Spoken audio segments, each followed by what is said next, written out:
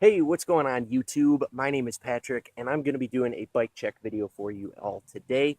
This video is being uploaded mainly for Brian, aka BKXC, Alexander, the Singletrack Sampler, Seth from Seth's Bike Hacks, and also Phil from Skills with Phil. I really love the channels, guys. I love the videos. Love that you're getting out and living your dream, doing it up.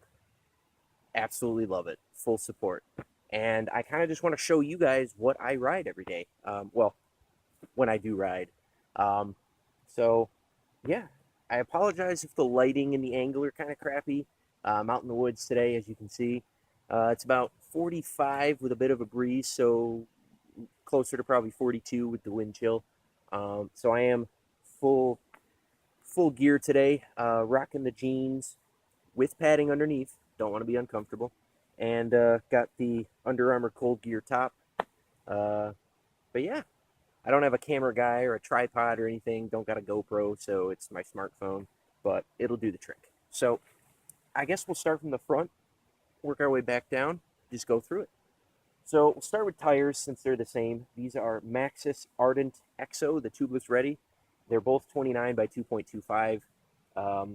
Looking, once I need to replace these, I might try out some Minions. Brian seems to have really good luck with those. So I might try those out. Not quite sure yet. It's going to be a little while before these need to be changed out. They were only ridden for about a quarter of a season. So still plenty of life left on them.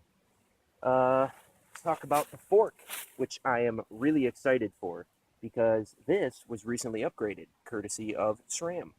Uh, so the fork that I did have was a RockShox Recon Silver, and the lockout actually stopped working. I tried playing with the retention screw, pulling the cable through tighter, loosened it. I just couldn't get it to work. So I took it to my local bike shop, and they said that the damping system inside was all jacked up and needed to be replaced.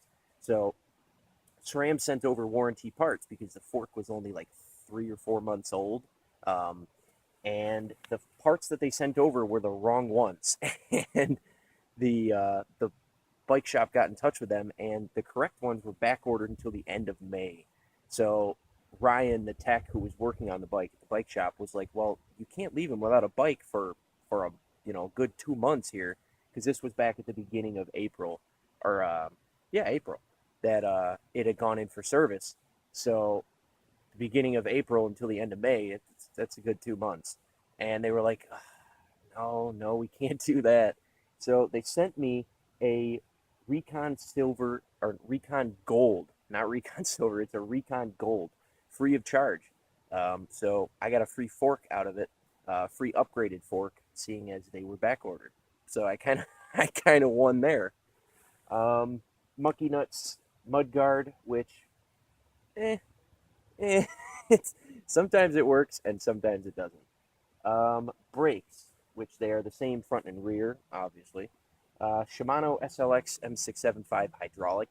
Love, love, love these brakes. They are so much better than the mechanical disc that came on the bike. I used to have to use 3, sometimes even 4 fingers to lock those up, or really slow down at steep descents. These, 1 finger all day long.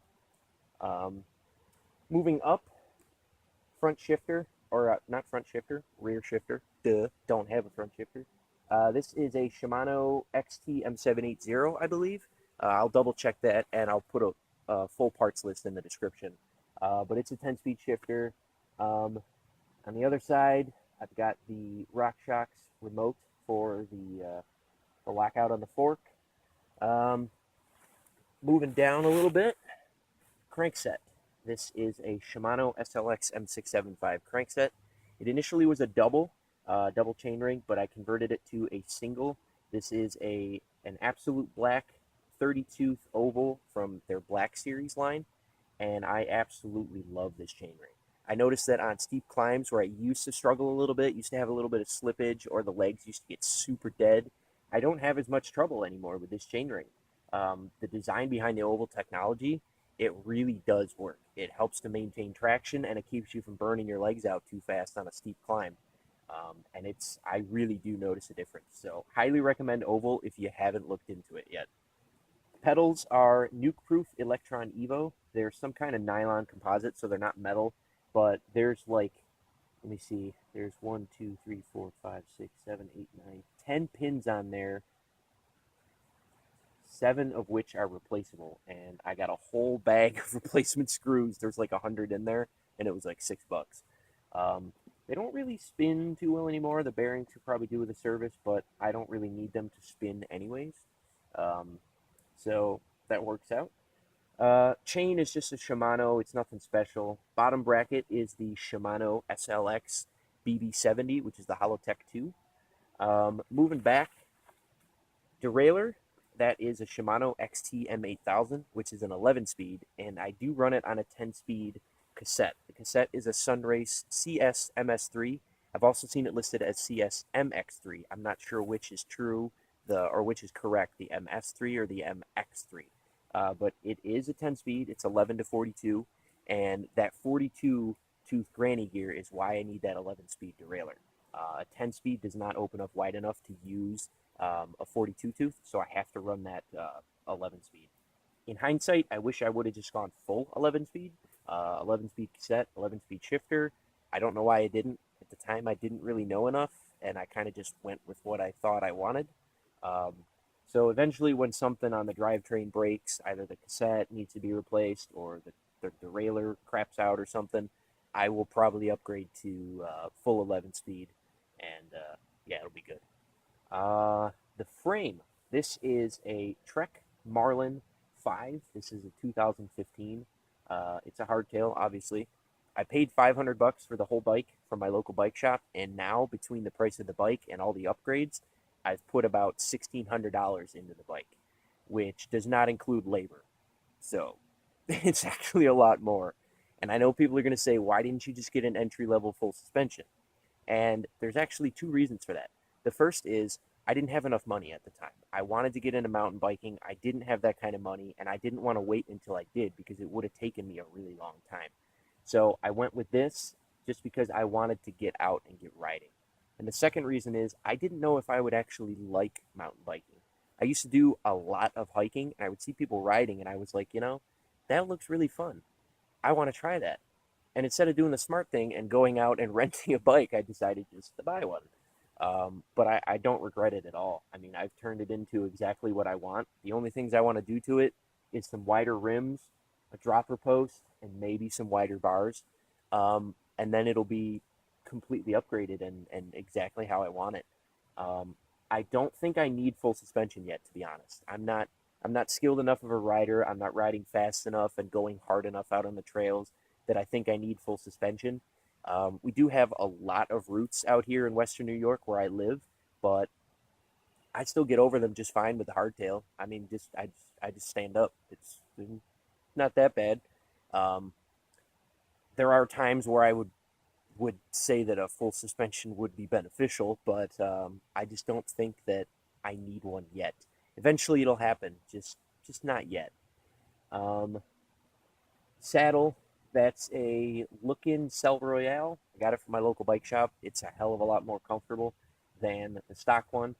The back rim is an AlexRims DP17. It cost me $80 at my local bike shop. It's nothing special. I wish I would have sprung for some more expensive rims, but at the time I didn't really know too much about them. This one's only a 17-inch or 17 millimeter inner diameter, which is really, really skinny. So I'm going to be looking into some wider rims pretty soon here. I think that's everything. I don't think I missed anything. Bars and stem and the rest of the headset, that's all stock. Seat post is stock. Front rim is stock. And obviously the front hub and everything. But other than that, everything's been upgraded. But yeah, I love this bike. It gets the job done for me. And once I get a dropper post, some wider rims, and maybe some wider bars, I got a set of 760s that a buddy's going to let me borrow to see what I think. It'll be done after that.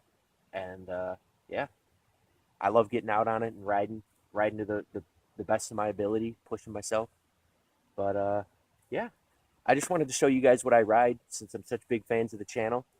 And someday, I am confident, someday I will ride with you guys. It's going to happen. It's going to happen.